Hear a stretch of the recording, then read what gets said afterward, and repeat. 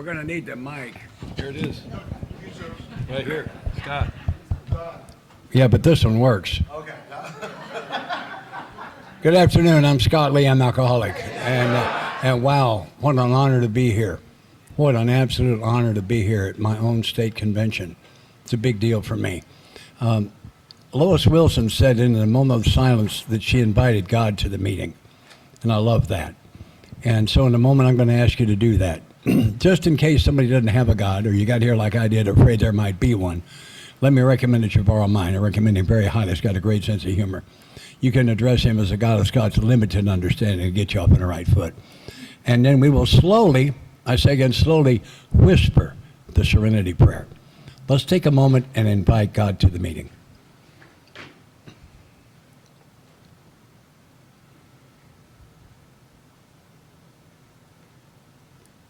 Serenity prayer.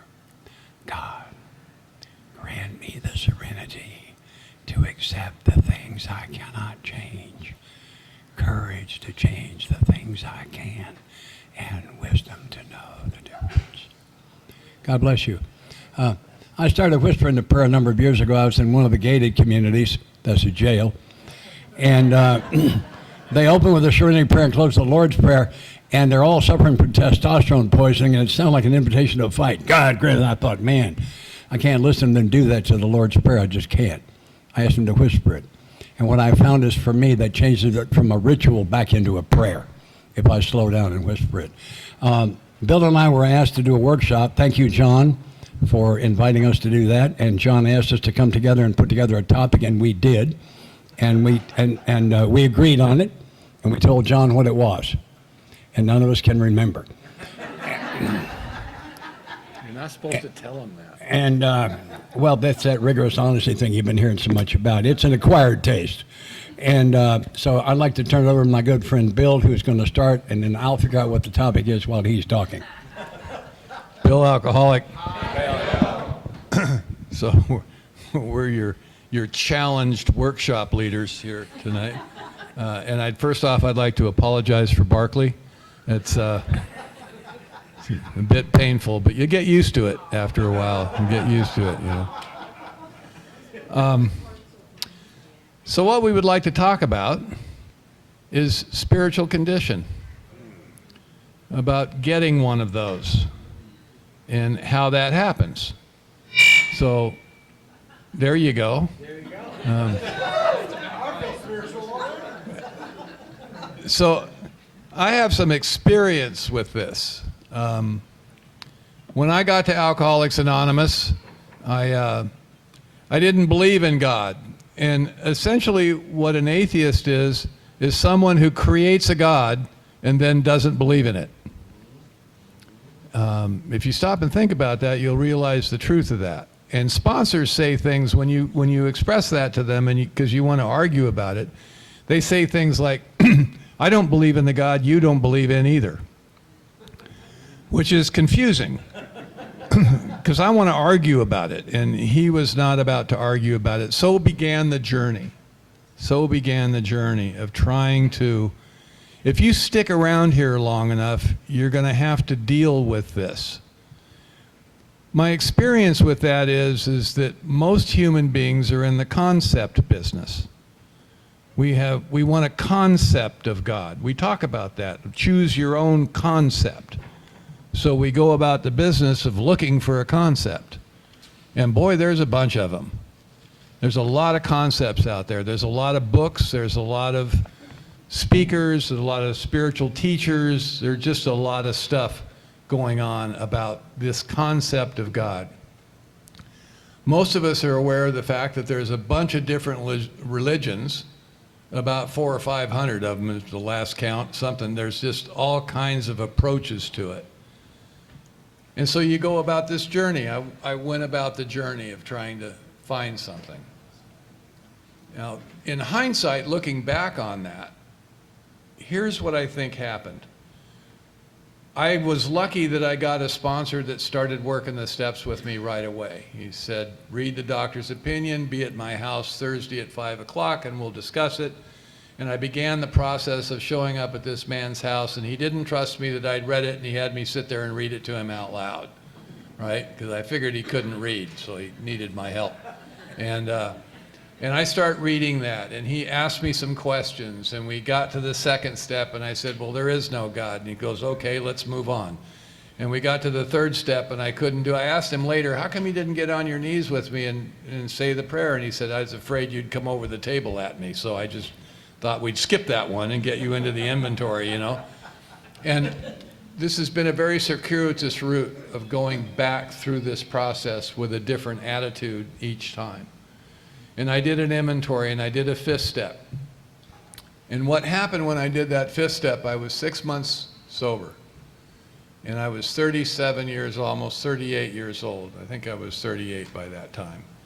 And I hadn't been 6 months sober since I was probably 15 or 16 years old. And I don't know if you can remember that, but that's a shock to the system, isn't it? They've taken away our medication. This is not necessarily a comfortable place to be. But I did that fifth step. And I believe when we do the fifth step is when we join AA. I think that's the official. Matter of fact, my sponsor went around and told people, you can talk to him now, he's okay. You know? I go, what do you mean? He goes, well, you're a member now. And I go, well, the only requirement, he goes, yeah, okay. You got to do something around here to really be part of, and you've done something. You've done your inventory, and you did a fifth step. And one of the things he told me to do when I go home that day, after sitting quiet for an hour somewhere, when you go home, think about the guy that walked through that door 6 months ago compared to the guy that walked through it today. And I actually did that. And I believe I had, when I look back on it, my first real spiritual experience. Because usually what we're looking for is something very dramatic, you know. We want a Bill Wilson white light kind of a thing, you know. I don't think that happens to most of us, though it does happen. But this isn't what happened. I stood on that front porch and I actually thought about the guy that walked through it 6 months before. And it struck me, it's going to be like this now. That's really something, isn't it? Today than it's ever been. Changed the course of my life. That is exactly what happened to Bill Wilson. And in the time of Bill Wilson, spirituality and religion were one and the same. The Eastern thought hadn't come to the United States yet until after World War II and into the 50s. So that's what they equated it with. When they would talk about spirituality, they were talking about a concept, a religious God of some sort that you could actually communicate with. The idea of a unifying experience or other ways of looking at it really weren't there yet. So that's what he came up with. As I worked the steps and I made amends and so on, if any of us that have been around here long enough realize that we have rested on laurels. A laurel is a past achievement. That presumes we have some past achievements, you know? So my job of getting a spiritual condition, hopefully I'm going to generate some past achievements. I'm going to do some good works. I'm going to help some people. I'm going to have commitments. My life is going to get better, and I can look back and I start liking myself a little bit, and I go, you know, Bill, you're not such a bad guy. I've got some past achievements. And I've rested on those and then found out why that's not such a good idea, you know? I don't think anybody hasn't done that that's been around a while.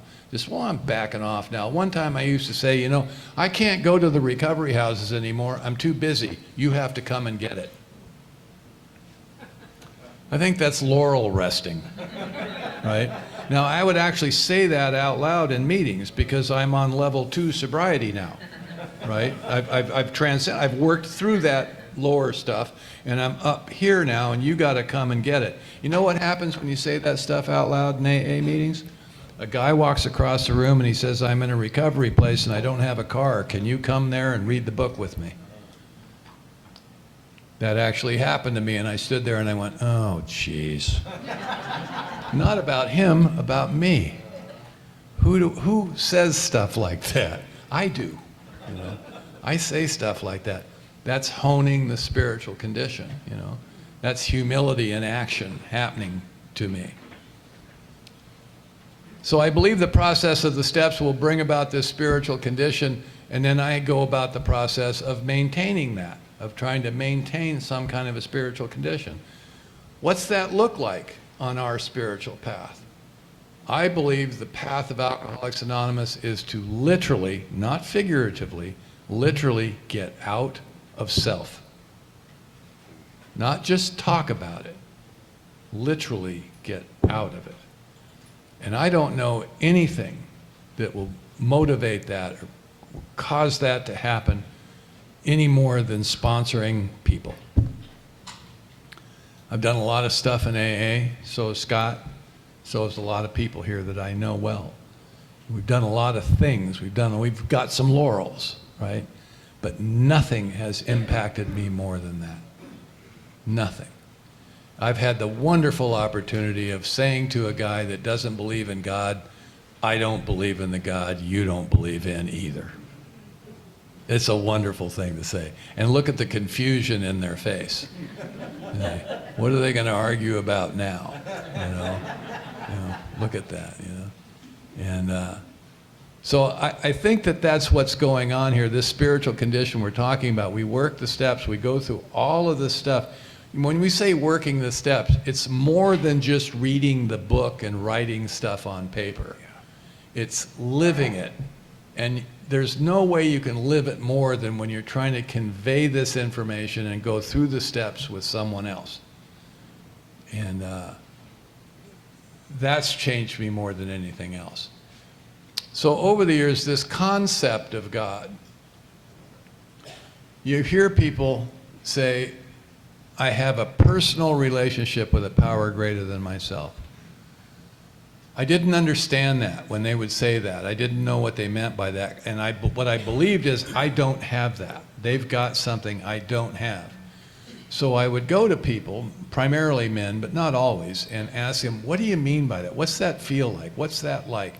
And you get a couple of different answers. Sometimes they get perturbed with you for even asking the question, and what you realize is they're just repeating something that they've heard somebody else say, that they really can't, they don't have that, whatever. I don't know what that is. The other one is somebody that's really got something going on. It doesn't lend itself to verbal explanation. It's an emotion, it's a feeling that they have, and they'll say things like, well, I have a father, or I'm never alone. I don't feel alone anymore. That's a good one, and I get that, But I didn't have that. I didn't think that I had that. I didn't have, what is this thing? So here's what I've come to. I think, this is what I say, this is my opinion, which I like all my opinions. And you should have that too. It's something I'm trying to help you, if you go along with me in this. I think that God, by its very nature, is impersonal. That the idea of a personal relationship is an egoic idea of the mind. I want my relationship, preferably one that's better than yours, right? And you can see that all around the world. I want my own. What if, I'm just proposing this, what if the truth is that we are not separate, unique, and standalone, that we're not separate from each other, that the ego's job is to create separation. That's what it does. I am always the subject and everything else is an object. What if that's the illusion that the gurus are talking about when they say life is an illusion, that this is illusory? What if the truth is that we're not separate, that we are truly dependent upon each other, that we need each other, that we don't exist without the other? And it's not just other human beings, it's all of nature. We can't possibly be separate from the natural world. We are part of it. And these experiences that we have, when we have these little experiences, are unifying experiences where you get a glimpse, just a little glimpse of that. Have you ever had, I've had experiences where I'll sit in my backyard and the wind is blowing through the birch trees, and I'll be in meditation, I open my eyes and I see that, and what came out of me almost unwillingly was, there you are. Still chokes me up. There you are. There it is. What is it? Who cares? Because there it is. I can see it. Sometimes you can see it. I think that's really bitching. You can just see it, There it is, Hi, And there are those moments, and they're uplifting and they're fulfilling. And then, like any human being, like any good drug addict or alcoholic, I try to recreate it. But they're one-offs. They're one-offs. Little blissful things. But so what if God, by its very nature, is impersonal? That all there is that. There's no God-sized hole. There's nothing missing in me. The spiritual path is subtracting everything in me that's blocking me from seeing that I already have everything I need. And I just can't see it. I think that's what's cooking.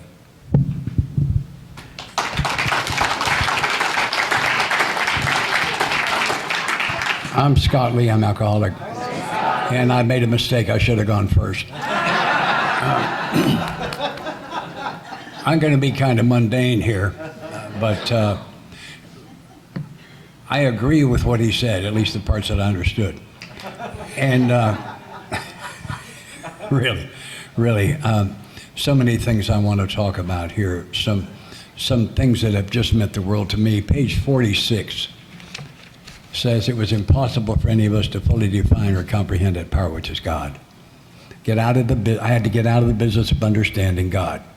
My sponsor says the teacup of my mind cannot contain the ocean of God. So when we talk about God as you understand him, we're not saying I'm going to understand God. I'm not. We're saying I don't have to believe what anybody else ever told me, and we don't care how qualified they claim to be. Doesn't matter. Me and God can work that out. I had one of those white light experiences that he talked about when I was in treatment. My soul screamed for forgiveness for the worst thing I'd ever done and got it. And I was in the presence of this astonishing love, light. There are not words for things that happen on the spiritual plane. There are no words on the physical plane that will convey it. And I tell people, if you didn't have one of those, I think it's because you weren't sick enough to need one. And I mean that. I absolutely mean that. And I had one of those. And every year I get to tell that story to a lot of our people. And every year people come to me and say, I had one of those and drank again after it. I do not believe that event would have carried me this far. I needed the rest of it too. It was just a cornerstone for somebody who was extremely sick. That's all that was about. For those of you who read the book regularly, you know that they sneak into your bedroom at night and change some things. I'm going to note a couple of changes from last year. On page 13, the 11th line, the last word is friend, capital F. That's a reference to God as a friend. That's not what I came here believing. I see a lot of new people come to us believing in a God I'd be afraid to meet in a dark alley. And this idea of got to have a friendly God or I can't do step 3. Darn sure can't do 6 and 7. So we need to fire the old God. The other thing they changed on page 13 was at the bottom. It says, my friend promised when these things were done, I would enter upon a new relationship with my Creator. That implies that I had an old one. If you'd asked me 2 years ago if I had a relationship with God before I came here, I would have said no, and I would have been wrong. I did have one. It had a name. It was 911. See if you recognize any of these pre-AA prayers. God, please help me pass this test I didn't study for. Please don't let her be pregnant. I'm told I can be prayed in the first person. Please don't let those flashing red and blue lights be for me. Another very popular one, and my personal favorite, which I think is the main pre-AA prayer, occurs between 2 and 3 in the morning. I'm in the bathroom kneeling on the prayer rug. Yeah, and we're at the point of proceedings where there's nothing coming out but noise and occasional tear. Remember that part? Yeah, and we're going to do it together, by the way. I'm going to do the first line, you do the second. Trust yourself, you know the prayer. All right, here we go. God, get me out of this, and...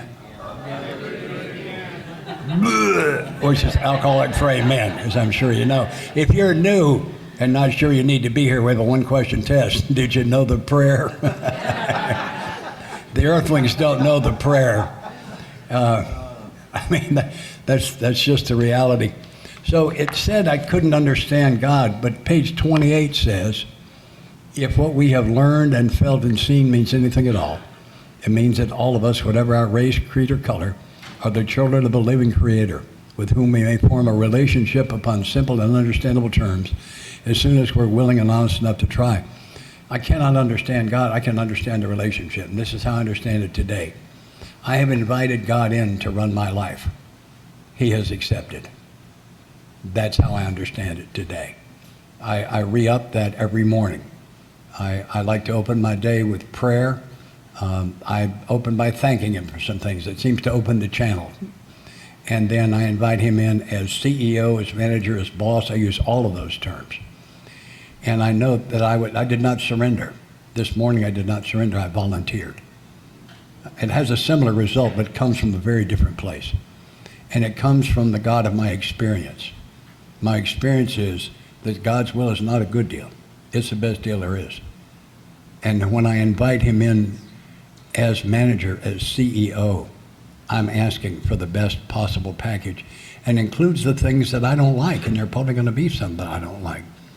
I think the two best pieces of news I ever got in my life are on this book, and I'm not sure which one's more important. On page 46, we found that God does not make too hard terms to those who seek him. Let me translate that into Tennessee English for you. God ain't mad at us. Man, that was some good news. That's not what I've been told. I got here afraid of God. And God's will. Right. Can't work with that. Some very well-meaning religious people have been trying to scare people like me into being a better guy. I don't scare. It never worked on me. The other piece that was so important is on page 62. It says, selfishness, self-centeredness that we think is the root of our trouble, driven, not mildly bothered on a rare occasion, driven by 100 forms of fear. Fear is a deep concern I may not get my will at some time in the future. Self-delusion, I believe my own BS. I've only got 2 brain cells left. One of them creates BS, the other one buys it. Self-seeking, I'm full throttle after my will. I'm not thinking about you at all. And self-pity, poor me. I didn't get what I wanted to pass. Poor me, I'm not getting what I want right now. Pour me a drink. John B. At this point, my sponsor said, how would you like some good news? I said, well, I would. He said, how would you like the best news you're ever going to get in your entire life? I said, I'm open, babe. Hit me with it. And he said, so our troubles we think are basically our own making. Was that it? That was it. I don't get it. He said, if it really is the cops, the courts, the judges, the Russians, the Chinese, your future ex-wife, her mother, and their lawyer, if those people really are the problem, you lose. The good news is that you, sir, are the problem. If you'll bring some willingness to this party, we can work on that. He defined willingness, bottom, and surrender. I got these from John. All have the same definition. If someone who's qualified, a sponsor, for example, asks me to do something I don't like, that I don't think will help, that I don't think matters, that I don't want to do, and I do it anyway. Is that do it anyway that defines bottom, surrender, and willingness. And I need do it anyway as badly today as I did the day I got here. I've got more to lose now. I've got so much more to lose. I want to talk about a couple of very personal experiences. I told you I had the white light experience. I completed this 2 of our best kept secrets, okay? Here's one of them. The directions for doing a 4-step have been cleverly concealed in the pages of the big book. This treatment center did not have that information, and I completed their alleged 4-step, and I did my 5th step with one of their counselors, and I began to get relief. And some weeks later, I'm laying in bed one night and talking to God like I'm talking to you. And it felt, I could feel the presence. It was like it surrounded me, and I was floating in it. I swam in the Mediterranean one time. It's so salty that it'll support a guy like me. I could just lay back in it and just float. And I was floating on it and in it and around it. And I had this overwhelming realization of how good God is, how much he loved me and everyone else. And I said to him, please, give me the hardest training I can stand and make the most out of me that you can. I've had times I wish I hadn't said that. Some of it's been pretty tough. And yet, I sit before you and I can say that now and mean it. When I remember the goodness of God, that's a very easy thing for me to remember. Bill read one of the pieces that I was going to touch on page 85 really have I looked up reprieve. It's a stay of execution or a delay of punishment. Did a reprieve contingent on the maintenance of our spiritual condition? Clearly not contingent on my spiritual condition. I don't know what my spiritual condition is, and I'm not qualified to judge it. And I get in big trouble when I do try to judge it. It's like spiritual growth. It's not something I do, it's something I receive. It's contingent on the maintenance of it. To me, maintenance means two things. To maintain it in the sense of not losing something I've already got. Also, I must maintenance my spiritual condition in the same sense that I maintenance my vehicle. I rotate the tires, got the right pressure, and change the oil on time. I maintenance my spiritual condition. Daily prayer and meditation, reading spiritual literature, taking meetings into jails and treatment centers, prayer and meditation, letting people in traffic, saying please and thank you, doing the things, trying to spread love and joy, doing the things you've taught me to keep it in good working order. And I'm a very good judge of the maintenance of my spiritual condition. The spiritual condition itself, I have no idea. And I don't get involved in that. But the maintenance of it, that's what, to me, the evening half of step 11 is about, is for me to find out what kind of maintenance did you do on your spiritual condition today? It's an important question. I'm sober since 28 June of 84. I'm carrying a 41-year ship. And that's a long time for a guy that only agreed to 28 days, by the way. And it was easy for me this morning for all the things I've seen God do through me and in me and to everyone I know. It was easy to offer him my will and life this morning. It was very easy.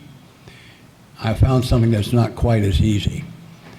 This was first presented to me. I was sober about 2 years. I was driving down Nolensville Road in Nashville, and I stopped at my 5th traffic light in a row. And I'm a type A person. I get in a car, I am going somewhere. And I'm sitting there at that, and I'm thinking evil thoughts about that traffic light's mother. And it occurs to me that it's at least remotely possible that God has used those traffic lights to keep me from being in a wreck with a gasoline truck. And that his timing might be better than mine. And I just think he's working against you. You think he's what? He's working against you. Yeah, I know it. Well, I know he's hard to train. Big fella, take a knee. I quit praying for guidance 35 years ago for that reason. It occurred to me that when I pray for guidance, I'm giving God his directions again. Let's go with the guidance. And plus, I believe a loving God is sending his guidance every day. It's a free and clear gift. I'm asking for what's already been given.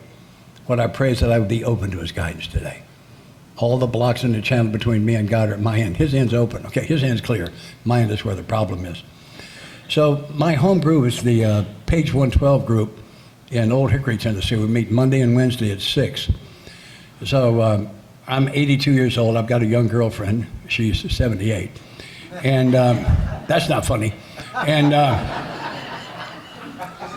a few weeks ago, she said, I'd like to leave early for the meeting Wednesday night because there's a home in your neighborhood I want to look at possibly buying. Well, the meeting is 2.5 blocks from my house. I want to leave at 5:29. I was taught to be 30 minutes early at my home group. So I said, okay. Well, now, what I don't know is that leave early is not one of her settings. And so we know that this home she wants to look at is on the North American continent. That's where we started. We found it. It won't work. Then she says, can we stop at the dollar store? I want to get one item.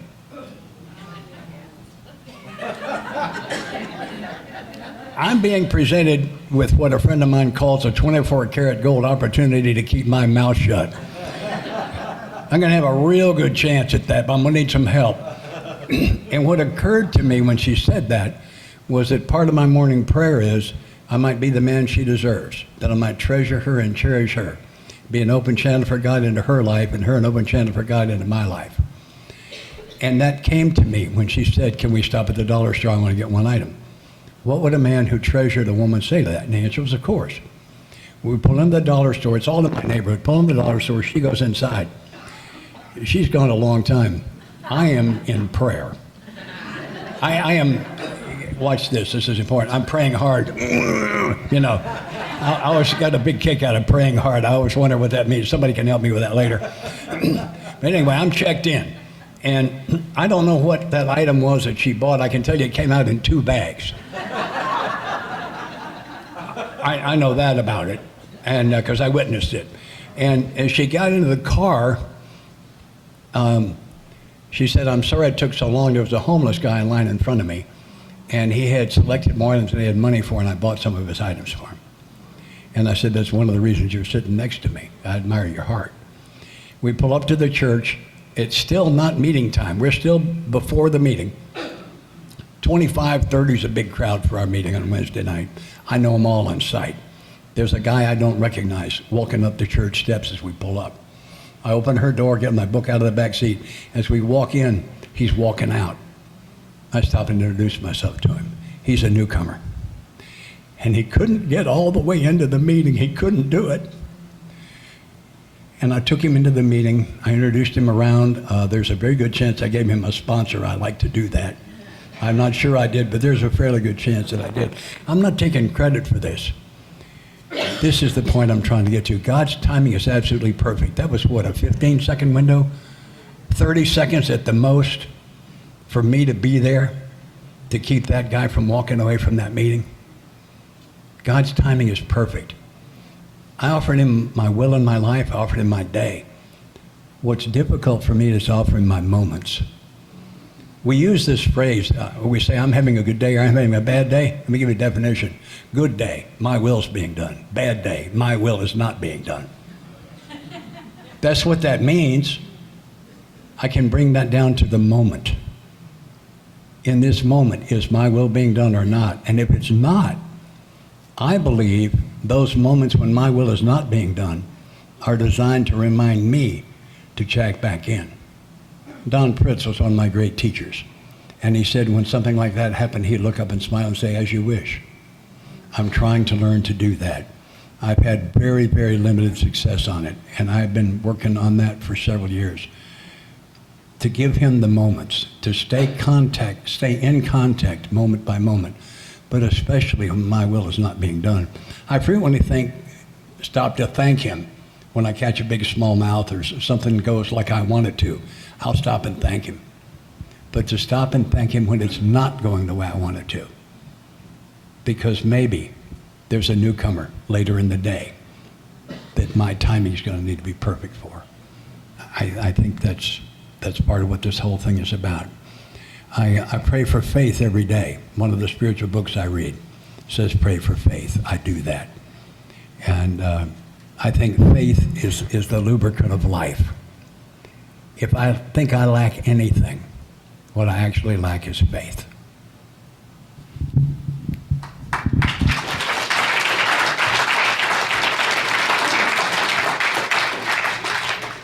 So does prayer work? I don't know. You know, we like to think it works.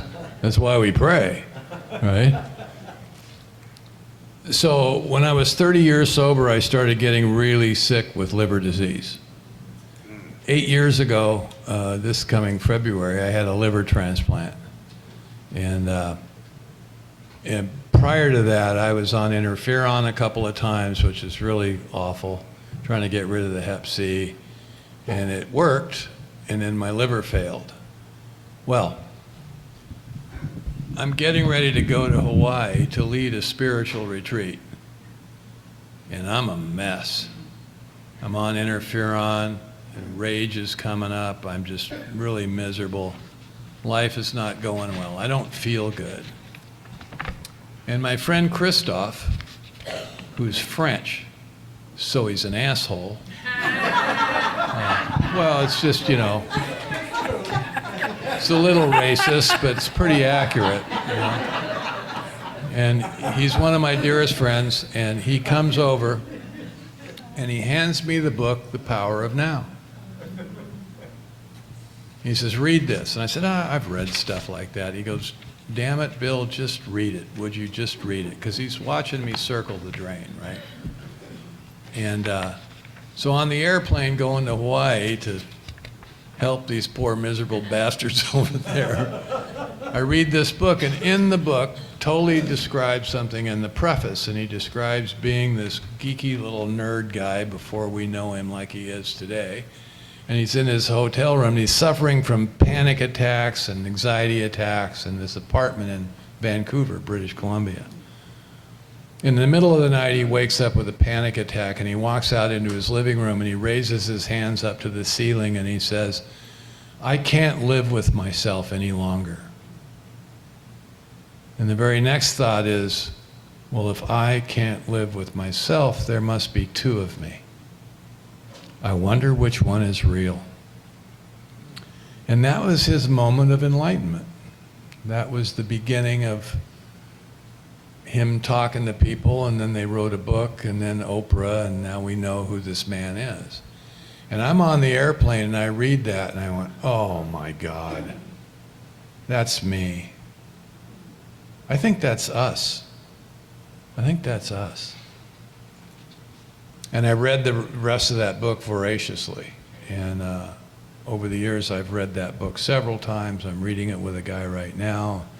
He's written some other books. It started that pathway of looking for something. Identification. It's identification. Now, I was in Hawaii leading this retreat, and I talked about that book the whole time.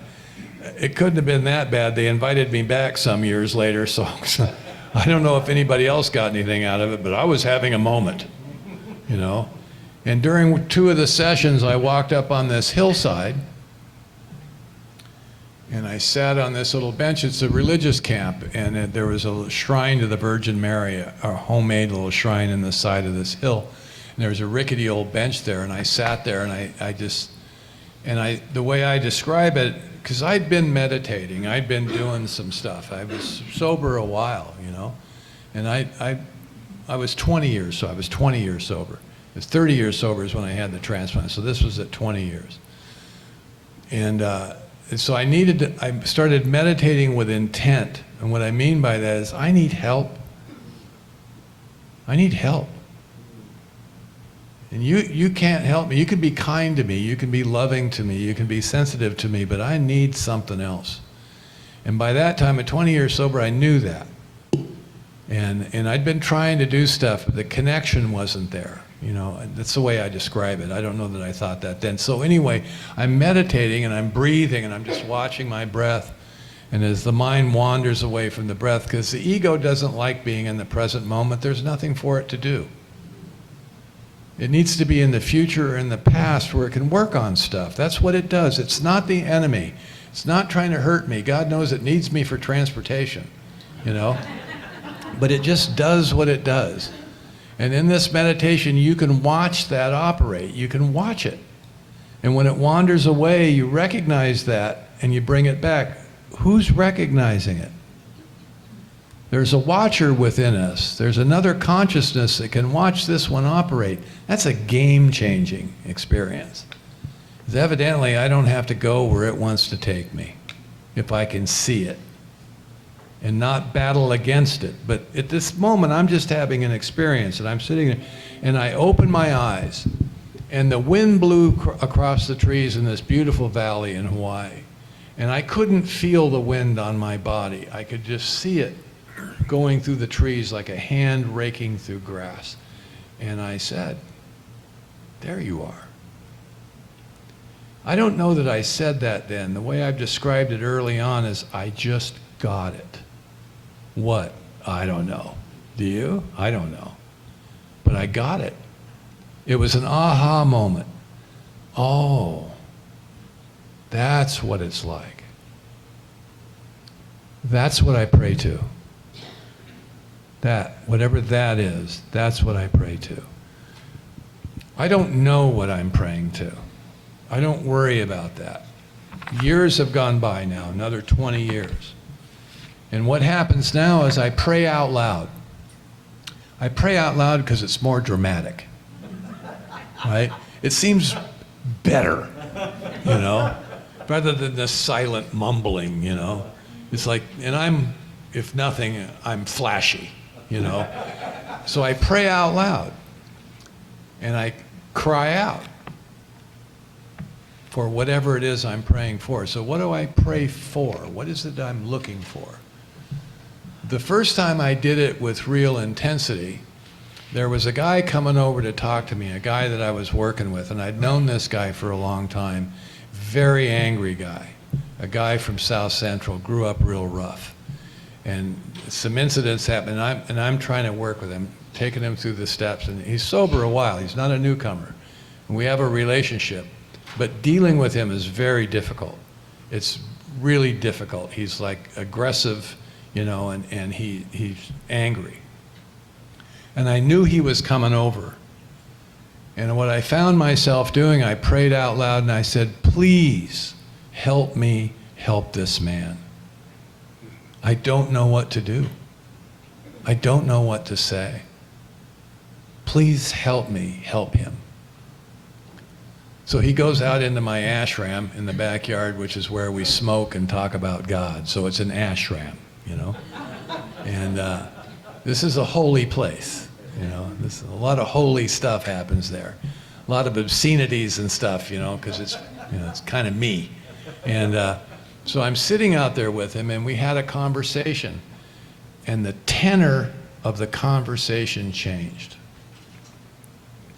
I didn't say anything specifically wise and life-changing, which is the way I think that's going to happen. I want to say the right thing. I no longer believe that's what's happening. What happened is I really connected with him. I could feel him, and I believe he felt that. And the conversation shifted. I have no memory of what we talked about, but I know when he left, he stood up and he had tears in his eyes and he hugged me and he held on to me because he knew I'm not a threat. I don't know that I did that. I think it was that prayer. And when I pray out loud, it changes something in me. It doesn't change the outside situation. God's will is what's happening right now. And when we discuss what God's will is, it's because we don't like what's happening right now. We want something different. There is no difference. There is no alternative. It's what's happening right now, always. And we're looking for an alternative, and there is none.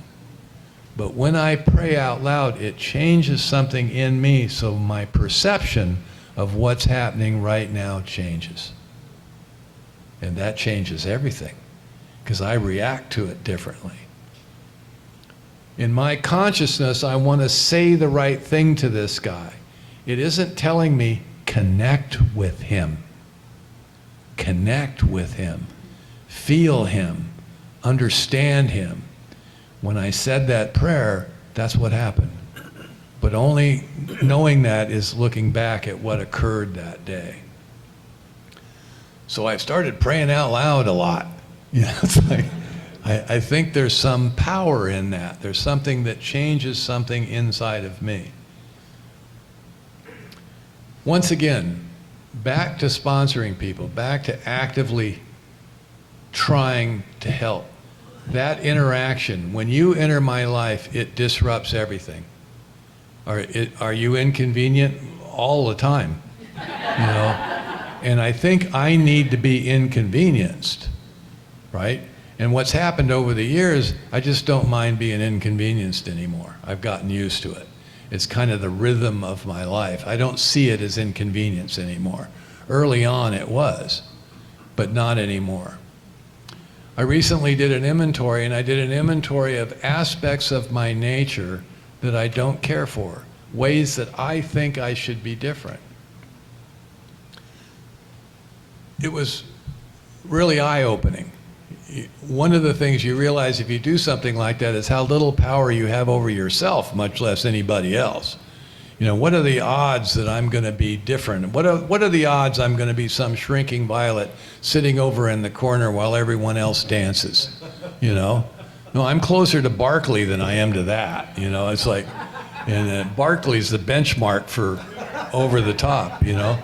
And so I looked at it and I think I should be quieter. I think I should be more demure. And I think the truth is I just need to be more sensitive to other people around me. I am who I am. What I lack is that sensitivity, you know, being appropriate in the moment, because it's all about me all the time. And what I pray for is, please, one of the best prayers, please relieve me of the bondage of self. You said you would come across, you know. I've said that, you know. Give him orders, you know. Help me. I'm asking for help. I really need some help. I'm not asking you to change the outside world. Come into me. Quiet me. Calm me. Help me to be more sensitive. Now, I've been married for a long time. I've been married 3 times, but this one's been for 31 years. It's a new record, right? And she's a challenge. I'm married to a woman you have to deal with, you know? And over the years, a lot of this prayer, a lot of this has been, when you sponsor people, you're talking about relationships a lot, right? I mean, that's what everybody has trouble with, personal relationships, Paige, you know, the bedevilments. You know, we're all having trouble with it. Marriages, bosses, people, neighbors, whoever it might be. One of the things I have is I have a wife that nags me. Now, her family says the same thing. It's a character trait she has that she seems to be unwilling to give up, right? But one of the things she does is she tells me, I don't like you eating food in the living room without a plate. My response is, I bought this goddamn house. I'll do whatever I damn please. That never goes well, right? Never goes well. And she wants me to get a plate. And I'm telling you, if anybody out there is you're running into this problem, I'm going to give you some advice. Do not get the plate. Stand your ground. Hold forth. Somewhere you got to draw the line, you know. Because you know what's going to happen if you get the plate. You know what she's going to want you to do then? Take it back to the kitchen. And it doesn't stop there. She's going to want you to rinse it off and then put it in the dishwasher. So just don't get the plate. Stand your ground. So I'm out in the ashram with my guys complaining about this, you know? And they're looking at me like, what the hell is the matter with you? We like her. She feeds us, you know? And I'm getting no support from my fellows for this. So one day it struck me. I had an epiphany. Probably came from this God thing we're talking about. I said, Bill, why don't you get the plate? This is a novel idea. Maybe if you get the plate, the argument will stop. What do you think? So I got the plate. And I felt very magnanimous in this concession that I'm making, you know. I got the plate, and then graciously I returned it to the kitchen and I rinsed it off, but I do not put it in the dishwasher. That's where I'm drawing the line. And she's never asked me to put it in the dishwasher. And the argument stopped. This is the bondage of self. This is the ego defending itself. This is the ego standing its ground. This is the ego that doesn't want me to pray. It's the one that doesn't want me to ask for help. We got this. We can handle this. We know. That's why I've been married 3 times, you know. And so prayer, I believe prayer works. And I'll tell you, I've come to this conclusion within the last few years of my sobriety. This is not something that I've been doing for 40 years or 30 years or 20 years. This is recent. This man, when he came, was coming into my backyard, and I said that prayer out loud was probably 2 or 3 years ago, you know, and I do it now. The other thing about this prayer and meditation, I'm a big believer in meditation. My sponsor says you can't stay sober on 11 and a half steps. He says it's not optional. Yes, he says it's not optional. I have taken the option many times, but I've been meditating for a long time. But when at 20 years sober, when I started meditating with intent and all of this, I gave myself permission not to be disciplined. I am undisciplined. So if I try something and if I miss a day, I just quit. I don't know what that's about. Some would say it's childish, you know. So when I said this, when I made this commitment to myself, I said, just do it every day. You don't have to do it for a certain amount of time. You don't have to do it at a certain place. You don't have to, just do it every day. Do it every day. And I was really good with that for a long time. I'm still pretty good with it, actually. I believe that the amount of time I spend at it or what I say is kind of irrelevant. It's like checking in. It's like being connected to whatever that might be. And it has helped me immensely. And when I do it, the other thing is, you hear people say, just quickly, I'll be done. You hear people say that noises disturb them, that you're meditating and somebody fires up a leaf blower and stuff, right? The truth about that is if you look at it, if the perception changes, you'll realize that that sound that you're hearing when you're sitting quietly is in the same space that you're in. This is the experience that you're having. So rather than rejecting it, embrace it. I was leading a group in meditation down in San Diego one time. It was a small group, a retreat I was leading, and we were meditating. I said, we're going to do a 20-minute meditation, which is shocking to them. It's a long time. I said, we're going to give this a shot. Let's see how it goes. Across this little valley we were in, it was the countryside, there was this brass band that struck up. And this was an elementary school band.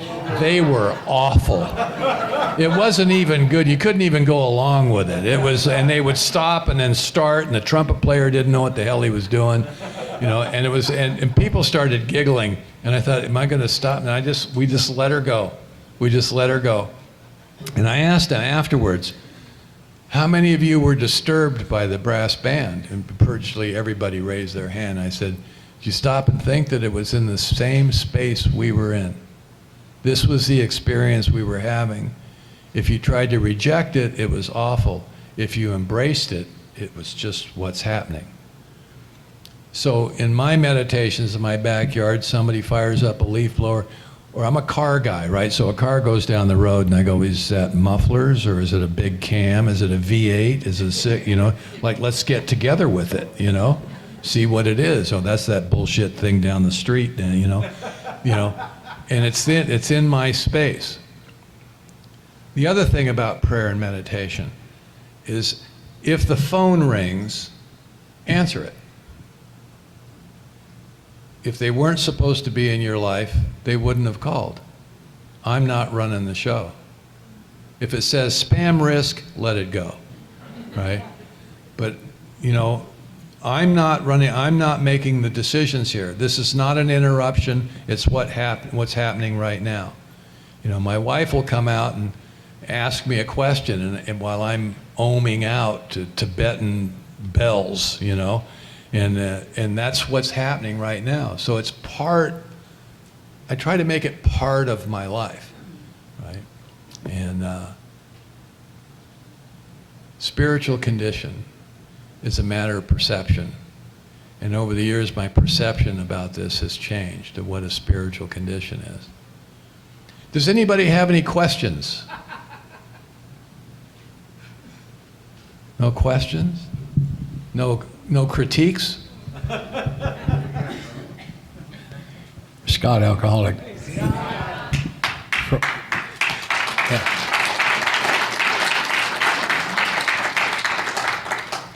From the third step promises, we began to lose our fear of today, tomorrow, hereafter. I want to share a personal story. I was sober 5 years, sitting at my desk one night typing, and suddenly I had a twinge in my lower back. Within 10 minutes, I was in pain I did not know was available. I did not know you could hurt like that and remain conscious. Being driven to the hospital, and it occurred to me on the interstate that I had offered God my will in my life. I never had offered him my death, and I could be dying. So I did. And I said, I'm not asking to go. If it's my time and your will, take me. My fear of death has been gone since then. A number of years ago, I spoke at one of our conferences, and a gentleman stopped me after, and he said, I want to ask you a question no one's been able to answer. I thought, well, I probably can't either, but I'm sure willing to give you a few minutes. He said his wife of 40 years was in hospice, and he was sitting by her bed. It had all been said. They loved each other deeply. There was nothing left. And he was holding her hand when he saw her exhale and he knew it was the last time. He said a few moments later he had the most magnificent feeling all over his body. Euphoria does not cover it. It was absolutely astonishing.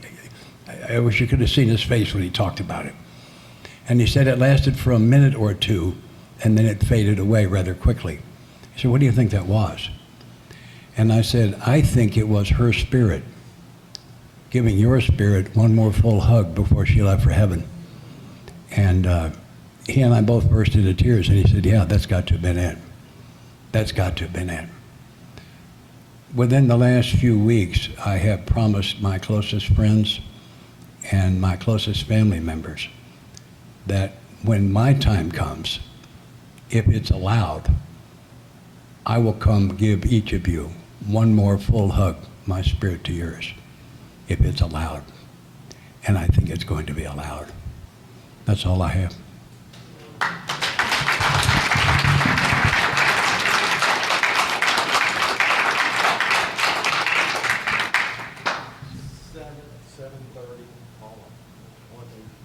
Well, you want us to go till 7:30? Yes. I do. Other people might.